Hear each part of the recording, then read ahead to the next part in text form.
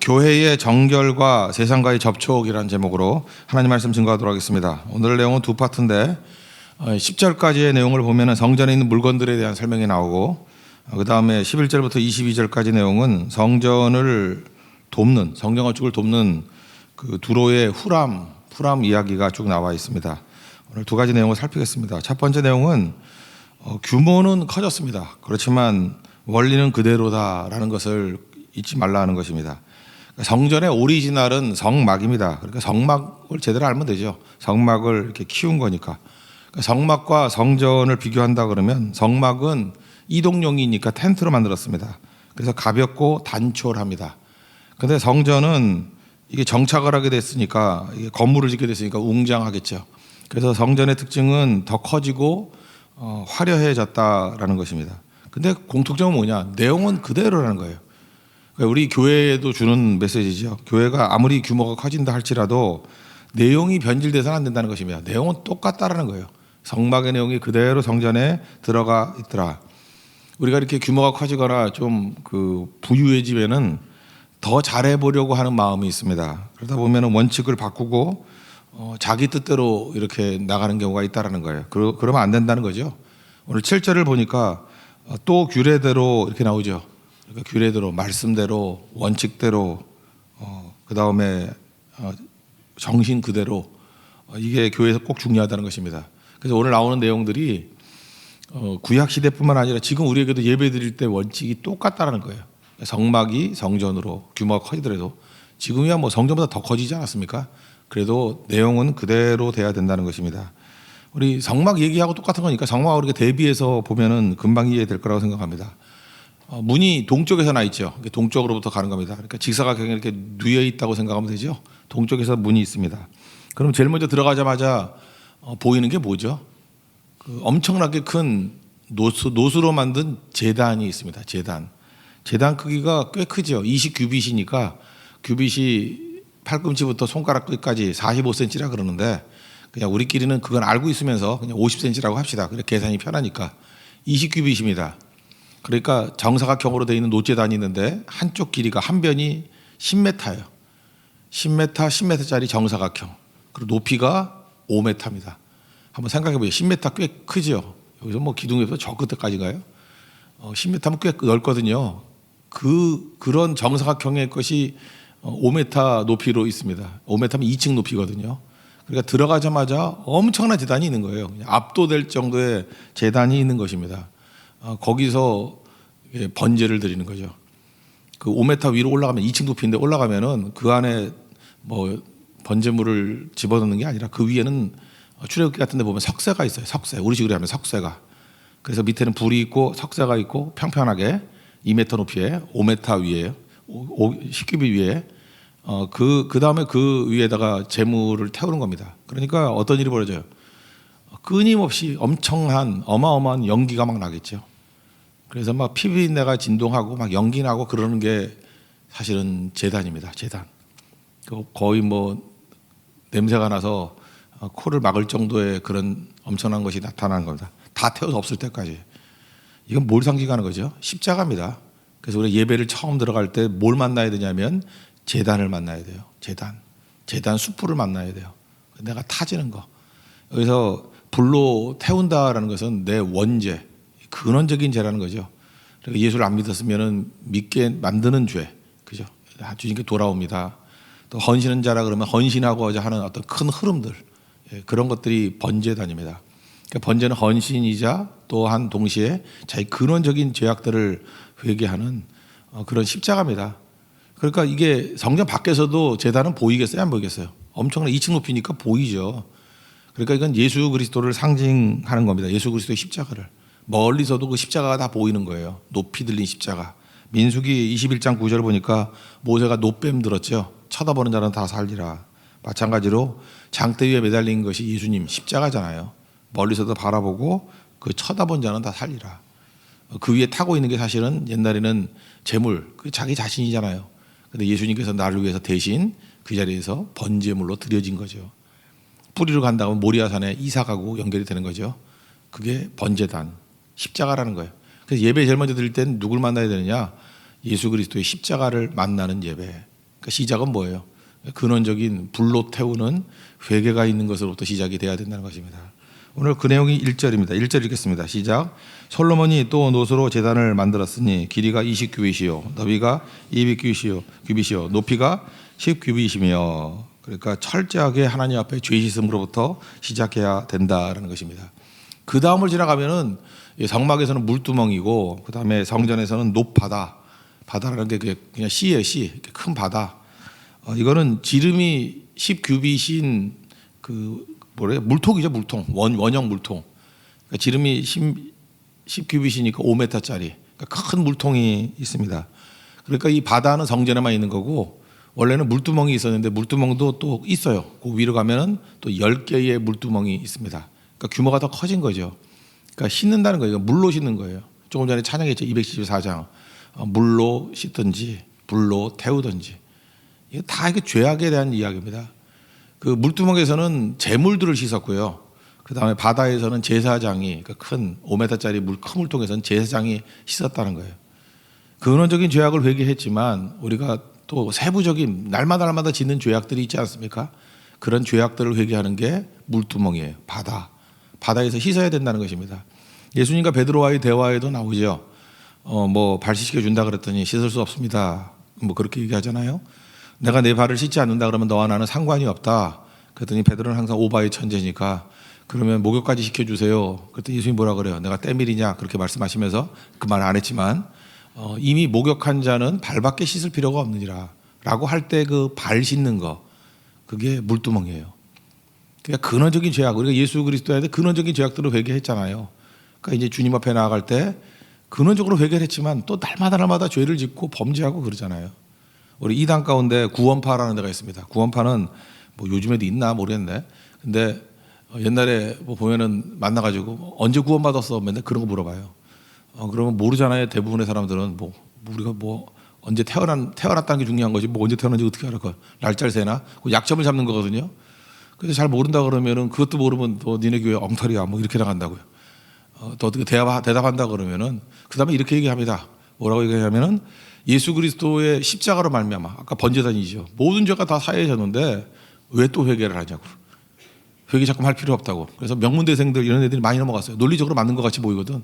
이미 다 근원적으로 모든 죄악을 다 씻어주셨는데 뭐하러 회개하냐고. 물두멍이 있다는 거 모르는 거예요. 우리가 회개했지만 또 넘어지고, 우리 근원적으로 예수를 믿고 구원받는 믿음이 있지만 또 넘어지고 하는 그런 것 때문에 물두멍에서 씻어야 된다니까요. 여러분, 우리가 그 날마다 회개하는 거, 이건 자기 부인이자 자기 성찰이죠. 자기 부인과 자기 성찰이 없는 종교는 이거 가짜예요. 종교를 부적같이 만들어버리면 안 되죠. 내가 예수 믿었다라는 거 부적 갖다 붙여놓으면 뭔 짓을 해도 다 된다. 그런 거 아니에요? 이방 종교의 특징이 부적 같은 거죠. 자기 부인이 없잖아요. 자기 성찰이 없잖아요. 그 옛날에 그 로만 카톨릭이 그런 케이스였죠. 사람들이 무식했어요. 성경도 모르고 말씀도 안 듣고 성만찬에 오기만 하면 구원받는다 그렇게 생각했다고. 그래서 믿음이 하나도 없더라도 그냥 와가지고 떡 하나 받아 먹고 그 다음에 뭐 포도주 한 잔 마시고 예수님 믿습니다 그러면 다 구원받는다. 거기 뭐가 없어요. 자기 부인이 없고 자기 성찰이 없어요. 그러니까 그거는 가짜가 돼버리는 거죠. 우리가 종교개혁 이후에 다시금 하나님 말씀이 중요하다고 들고 나온 이유가 무엇입니까? 말씀을 듣는 순간에 깨우침이 있잖아요. 자기 성찰이 있고 찔리잖아요. 자기 부인이 있고 날마다 말씀 중심으로 나와야 된다고. 말씀 없이는 어제 다니엘을 살폈잖아요. 기도도 제대로 된 기도가 될 수 없고 결국 내 속에 있는 욕심밖에 없는 거고 부족까지 돼버리고 다 문제가 된다는 것입니다. 그래서 사실은 이 물두멍이 굉장히 중요한 거예요. 하나님을 섬기는 이 믿음의 본질 가운데 가장 중요한 것은 자기 성찰과 자기 부인이라는 거예요. 내가 믿고 난 다음에 물론 구원받은 거 확신합니다. 구원받은 확신이 있지만 그럼에도 불구하고 날마다의 물두멍을 만나야 된다는 거예요. 자기 성찰과 자기 부인. 또 다른 회개죠. 회개. 그때에 우리가 성장하게 되고 더 깊어지게 된다라는 것입니다. 그거를 우리에게 또 말해주고 있다라는 거예요. 오늘 4장 6절을 한번 볼까요? 6절. 여기 물두멍이 10개 있다는 거. 2절부터 보겠습니다. 4장 2절. 이게 바다 얘기죠. 4장 2절 시작. 또 놋을 부어 바다를 만들었으니 지름이 10규빗이요 그 모양이 둥글며 그 높이는 5규빗이요 주위는 30규빗 길이의 줄을 두름만 하며. 밑에 뭐 보면 소 12마리가 이렇게 2마리씩 쌍으로 있어요. 근데 또 이거 그냥 이렇게만 기록이 되면 잘 모를까 봐 그 엉덩이가 안쪽으로, 그러니까 바깥에는 소 머리가 보이겠죠. 소 12마리가 3마리씩 이렇게 원형 물통을 받치고 있는 모양. 뭐 이건 뭐 이렇게 모양은 중요한 거 아니겠죠. 그리고 또 하나 덧붙여서 물두멍도 10개를 만들었다는 거죠. 4장 6절을 또 읽겠습니다. 시작. 또 물두멍 10개를 만들어 5개는 오른쪽에 두고 5개는 왼쪽에 두어 씻게 하되 번제에 속한 물건을 거기서 씻게 하였으며 바다는 제사장들이 씻기 위한 것이더라. 물두멍은 제물을 씻는 것이고 바다는 큰 물통은 제사장이 씻는 것이다. 그러니까 우리가 예배를 들어갈 때 한번 생각해 보세요. 우리 성전 바깥에 있었습니다. 그러면 어제 지난주에 마지막 살폈던 3장과 똑같은 거죠. 기둥이 건물을 지탱하기 위한 게 아니죠. 들어가자마자 성전 앞에는 2기둥이 있어요. 그죠? 하나가 뭐예요? 야긴과 보아스. 그럴 때 이건 뭐예요? 찬송과 고백이죠. 성전에 들어갈 때, 예배 처음 시작할 때 우리가 뭘 하죠? 야긴과 보아스라는 찬양과 고백을 하는 거예요. 고백을. 그게 뭐예요? 야긴은 뭐예요? 그가 세우셨다. 그가 세우신다. He establishes. 그가 세우신다. 보아스는 뭐예요? In him is strength. 그 안에 능력이 있다. 그 안에 능력이 있다. 찬송하는 거예요. 그래서 그가 세우십니다. 그 안에 능력이 있습니다. 라고 고백을 하고 찬송을 하고. 그래서 우리도 예배 드릴 때 처음에 그거 하잖아요. 이게 성전, 성막 중심의 예배예요. 그래서 야긴과 보아스의 고백이 있고 이제 시작됐습니다. 예배가 들어갔어요. 그 다음에 뭘 만나야 돼요? 번제단을 만나야 돼요. 그래서 우리 근원적인 죄악들을 회개하고, 그래서 우리가 믿음을 달라고, 믿지 않는 자들이 예수 그리스도의 십자가를 만나게 해달라고, 십자가의 보혈의 피로 우리를 씻어달라고, 그 다음에 그런 근본적인 회개와 믿음에 대한 고백이 있고 난 다음에 물두멍, 바다, 우리 날마다 죄악들을 회개하고 십자가 붙들고 자기 성찰과 자기 부인이 있는 거예요. 그게 예배예요. 그러고 난 다음에 이제 실제로 이제 건물 안에 들어가겠죠. 예를 같으면 그 성소에 들어가죠. 그 성소에는 3가지가 있는 거 아시죠? 왼쪽에는 촛대, 그 다음에 오른쪽에는 떡상, 가운데에는 향단. 그죠? 이렇게 3가지가 있는 거예요. 이거 뭐 설명해드리면, 먼저 촛대는 뭐겠어요? 촛대도 여기 보면 10개가 있는 거예요. 옛날에 하나 있는데 성전이 규모가 커졌죠. 촛대 10개가 있는데, 촛대야 뭐 예수님 빛이라는 거죠. 예수님, 빛 대신 예수님. 어둠을 비치는 것이 예수님이 되신다. 그 예수님, 다니엘도 그렇게 기도했잖아요. 하나님의 얼굴 빛을 우리에게 비춰 주십시오.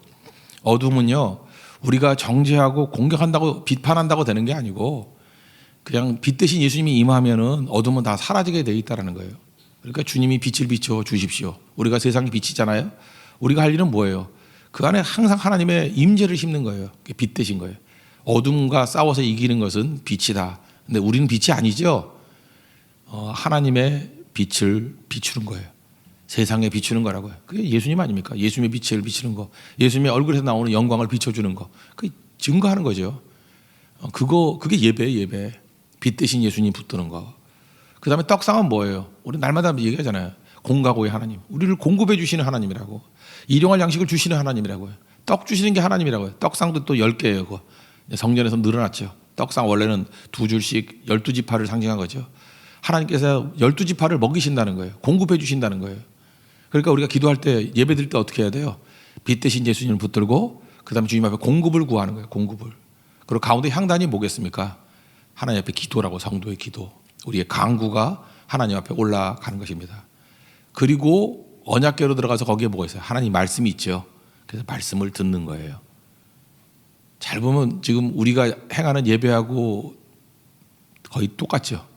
이 정신을 잃지 말고, 이 성막 때도 이렇게 예배를 드렸고 성전에서도 이렇게 예배를 드렸고, 지금도 우리는 시작할 때 한번 보세요. 예배 처음 시작할 때 찬양과 고백으로 시작하잖아요. 야긴과 보아스라는 고백으로 들어가자마자 십자가를 만나야 돼요. 번제단을 만나야 돼요. 그래서 근원적인 죄악들을 회개하고, 또 물두멍과 바다를 만나야 돼요. 거기서 우리의 자기 성찰과 자기 부인, 그게 예배의 시작이에요. 그거부터 해야 돼요. 정결함. 이제 물로 씻든지 불로 태우든지 정결함. 그리고 난 다음 비로소 들어가서 빛 대신 예수님. 결국 내가 하는 게 아닙니다. 예수님이 비춰주시면은 어둠은 물러갈 것이고 승리할 것입니다. 우리의 불신들, 이 어둠의 그림자들 사라지게 해주세요. 우리의 대적들 빛으로 사라지게 해주세요. 우리의 질병들 빛을 비춰주셔서 치료의 강세를 비춰서 치유해 주세요. 그게 빛의 빛. 예수님 빛 대신 예수님 붙드는 거예요. 그리고 떡상 공급해 주세요. 하나님께서 유일한 나의 공급자가 되어 주십니다. 채워 주세요. 그게 예배라고요. 그리고 간구하는 거예요. 성도의 기도가 천국까지 올라가죠. 나라를 위해서, 우리 교회를 위해서, 많은 잃어버린 자들을 위해서 기도하는 거. 그리고 하나님께서 주시는 말씀을 들어야죠. 그죠? 언약궤의 말씀, 하나님 임재의 말씀, 말씀을 듣고 믿는 가운데 하나님께서 임재해 주신다고. 고넬료의 집에도 말씀을 듣는 중에 성령께서 임하셨다 그러지 않아요? 그게 예배라는 거예요. 예배. 예배는 그런 방식으로 드려야 된다. 이거를 쭉 우리에게 설명해 주고 있습니다. 그래서 중요한 게 뭐예요? 규례대로. 이거 계속 강조되거든요. 성막이 오리지널이에요. 성막 예배 때부터 성전 예배, 지금 우리의 예배까지 이 원칙은 변함이 없다라는 것입니다. 여러분들 이 원칙을 가지고 그 마음속에 두고 가정 예배가 되었던 뭐 홀로 예배가 되었던 하여튼 우리 어디 성교 가서 현장에 예배가 되었던 이 성막이 오리지널이에요. 이 방식을 가지고 주님 앞에 예배하러 나가게 될 때 주님께서 이 예배를 기쁘시게 받으신다는 것입니다. 이게 주님 앞에 나가는 거룩한 예배, 거룩한 정결한 성도의 모습이라는 것입니다. 이 예배 모습들이 가슴에 새겨지는 우리 축복이 임하기를 바랍니다. 11절부터 그 다음에는 성전을 지었는데 이방인 후람, 우리 열왕기에서는 히람이라고 되어 있죠. 히람, 후람 뭐 똑같은 얘기인데 후람의 도움을 받는다는 거예요. 이게 무슨 얘기냐면은 우리는 많은 순간에 앞부분이 정결함이잖아요. 거룩함이잖아요. 그래서 하나님 앞에 정결하고 원칙대로 말씀대로 철저히 해야 된다. 이게 강조가 돼가지고 이게 너무 확대만 되는 거예요. 확대만 돼가지고 세부적으로 여기 뭐 장식들 만들 때 이건 전문가거든. 세공업자들 뭐 이렇게 예술이 필요한 부분들 이것까지도 잠깐 교회 안에 있는 사람들만 찾아가지고 하려고 그러다 보면은 한계에 부딪히게 된다는 것입니다. 그래서 교회는 또다시 세상과의 접촉이 필요하다는 거예요. 거룩도 유지해야 되지만 세상과의 접촉이 또 필요하다는 거예요. 참 아이러니한 건데 잘 보세요. 예배가 중요하다 그러는 교회를 보면요.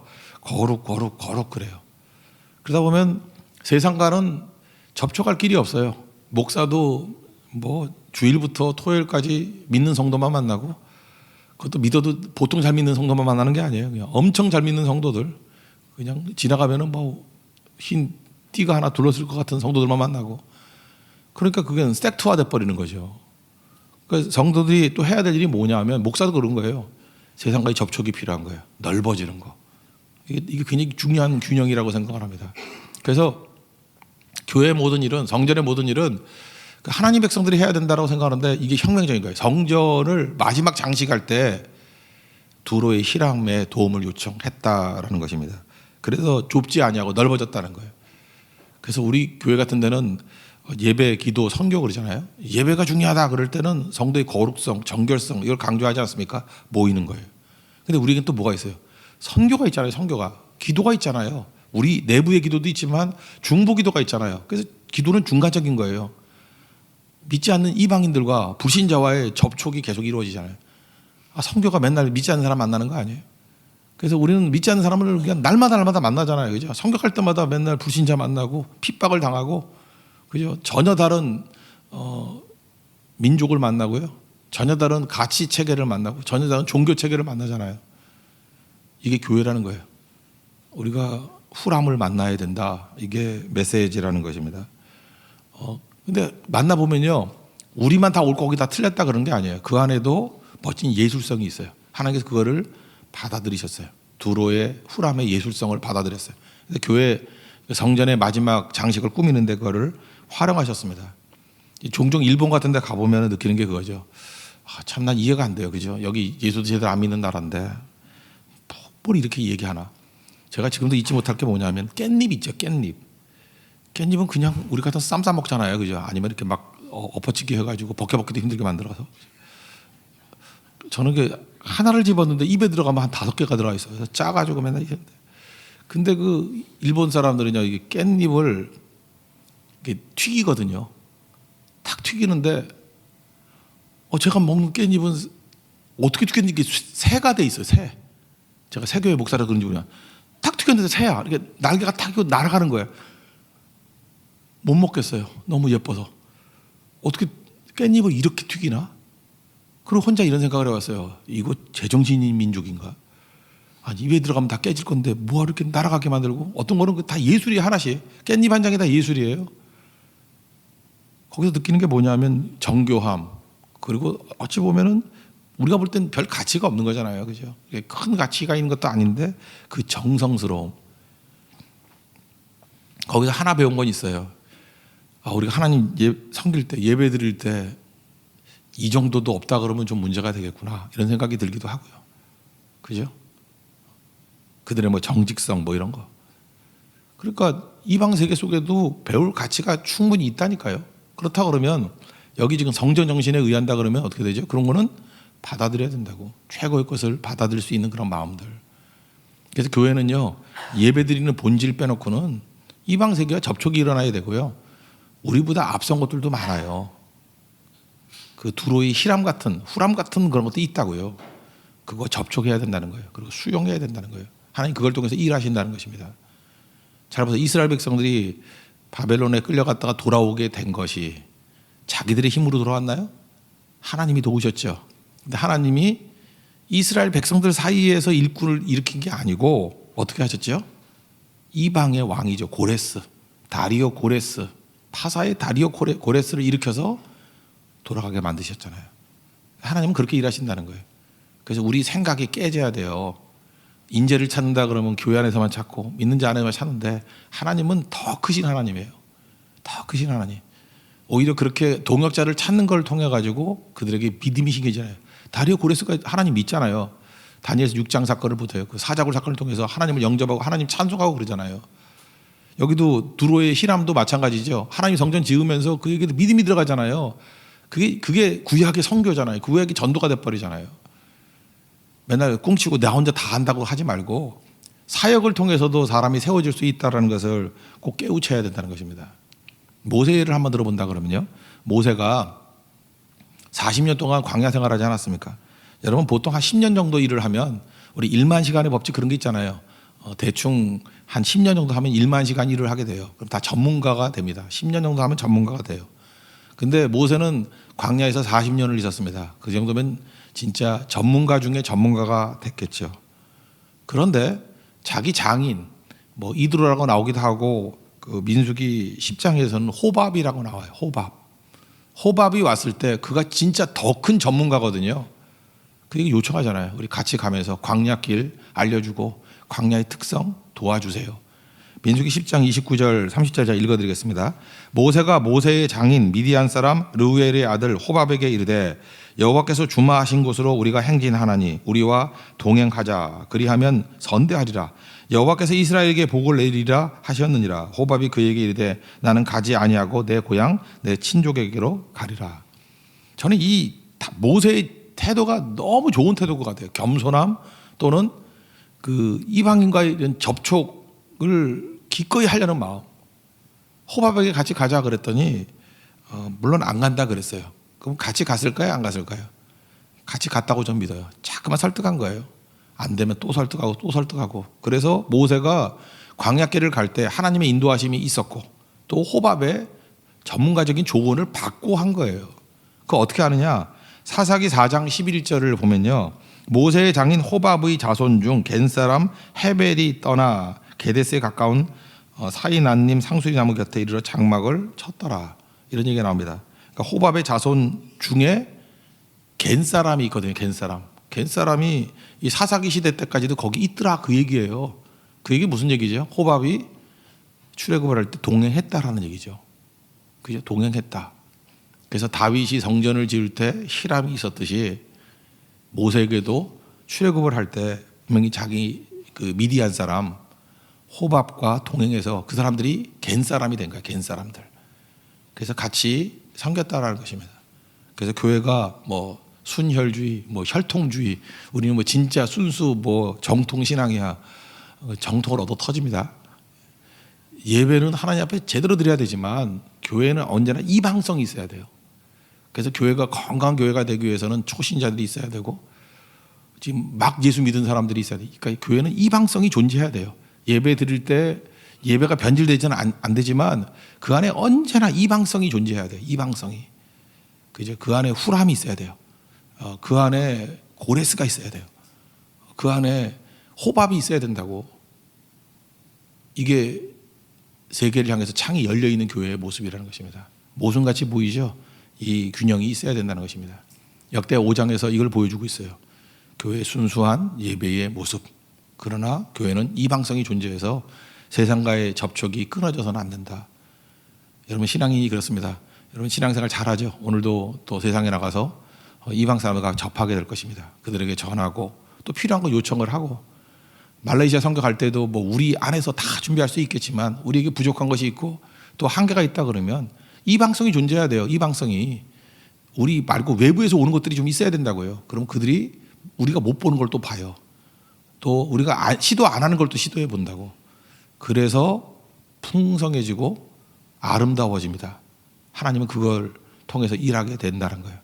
우리 교회가 항상 이런 성정 정신을 가지고 이런 정결한 예배성과 또 세상을 접촉하는 이방성이 조화를 이루는 우리 아름다운 교회 되기를 축원합니다. 모두 자리에서 일어나겠습니다.